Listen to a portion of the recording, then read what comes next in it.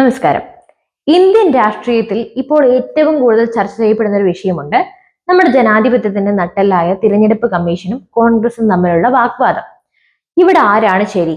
എന്താണ് ഈ വിവാദങ്ങൾക്ക് പിന്നിലെ യാഥാർത്ഥ്യം? നമുക്ക് ഈ വിഷയത്തെ ഒന്ന് വിശദമായി തന്നെ പരിശോധിക്കാം. പ്രതിപക്ഷ നേതാവ് രാഹുൽ ഗാന്ധിയുടെ വോട്ട് തട്ടിപ്പ് ആരോപണങ്ങളിൽ നിന്നാണ് ഈ വിവാദം തുടങ്ങുന്നത്.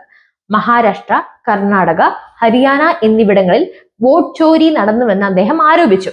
പ്രത്യേകിച്ചും ബാംഗ്ലൂർ സെൻട്രലിലെ മഹാദേവപുരം മണ്ഡലത്തിൽ വോട്ടുകൾ മോഷ്ടിക്കപ്പെട്ടു എന്നും അതുകൊണ്ടാണ് BJPക്ക് അവിടെ വിജയിക്കാൻ കഴിഞ്ഞത് എന്നൊക്കെ അദ്ദേഹം ചൂണ്ടിക്കാണിക്കുന്നു.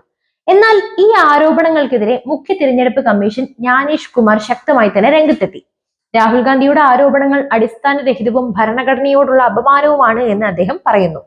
വെറും വാക്കാലുള്ള ആരോപണങ്ങൾക്ക് പകരം അത് തെളിയിക്കുന്നതിന് ഒപ്പിട്ട ഒരു സത്യവാങ്മൂലം അഥവാ അഫിഡവിറ്റ് 7 ദിവസത്തിനകം സമർപ്പിക്കണമെന്നും കമ്മീഷൻ ആവശ്യപ്പെട്ടു. ഒരു ഭരണഘടനാ സ്ഥാപനം തന്റെ വിശ്വാസ്യത നിലനിർത്താൻ ആവശ്യമായ നിലപാടാണ് ഇവിടെ എടുത്തത്. എന്നാൽ ഇതിനോടുള്ള കോൺഗ്രസിന്റെ പ്രതികരണം വിചിത്രമായിരുന്നു. കമ്മീഷൻ ഒരു BJP പ്രവർത്തകനെ പോലെ പെരുമാറുന്നു എന്ന് കോൺഗ്രസ് ആരോപിക്കുന്നു. തിരഞ്ഞെടുപ്പ് കമ്മീഷന്റെ ആവശ്യത്തെ അവർ തള്ളിക്കളയുകയും ചെയ്തു. ഇതിനിടയിലാണ് മുഖ്യ തിരഞ്ഞെടുപ്പ് കമ്മീഷണറെ ഇംപീച്ച് ചെയ്യാൻ നോട്ടീസ് നൽകാനായി പ്രതിപക്ഷ സഖ്യം ആലോചിക്കുന്നു എന്ന വാർത്തകൾ വരുന്നത്. എന്നാൽ ഒരു CECയെ പുറത്താക്കാൻ പാർലമെന്റിൽ 3/2 ഭൂരിപക്ഷം ആവശ്യമാണ്. നിലവിലെ സാഹചര്യത്തിൽ ഇത് പ്രതിപക്ഷത്തിന് സാധ്യമല്ലെന്ന് അവർക്ക് തന്നെ നല്ലപോലെ അറിയാം. ഇത് രാഷ്ട്രീയപരമായ ഒരു നീക്കമാണ്. വരാൻ പോകുന്ന തിരഞ്ഞെടുപ്പുകളിലും അടുത്ത പാർലമെന്റ് സമ്മേളനങ്ങളിലും ഈ വിഷയം സജീവമായി നിലനിർത്താനും പ്രതിപക്ഷ പാർട്ടികളെ ഒരുമിപ്പിച്ച് നിർത്താനും തിരഞ്ഞെടുപ്പ് കമ്മീഷന്റെ വിശ്വാസ്യതയെ ചോദ്യം ചെയ്യാനും വേണ്ടിയുള്ള ഒരു തന്ത്രം. ഇത് മാത്രമാണ് ഈ ഇംപീച്ച്മെന്റ് നീക്കം. ജനാധിപത്യത്തിൽ തിരഞ്ഞെടുപ്പ് കമ്മീഷൻ പോലെയുള്ള സ്ഥാപനങ്ങളെ നമ്മൾ ബഹുമാനിക്കേണ്ടത് അത്യാവശ്യമാണ്.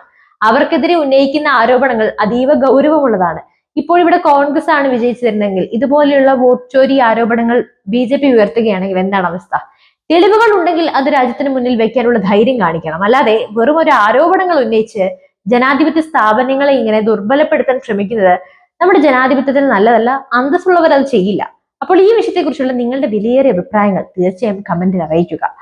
അപ്പോൾ മറ്റൊരു വിഷയവുമായി വീണ്ടും എത്തും വരെ നന്ദി.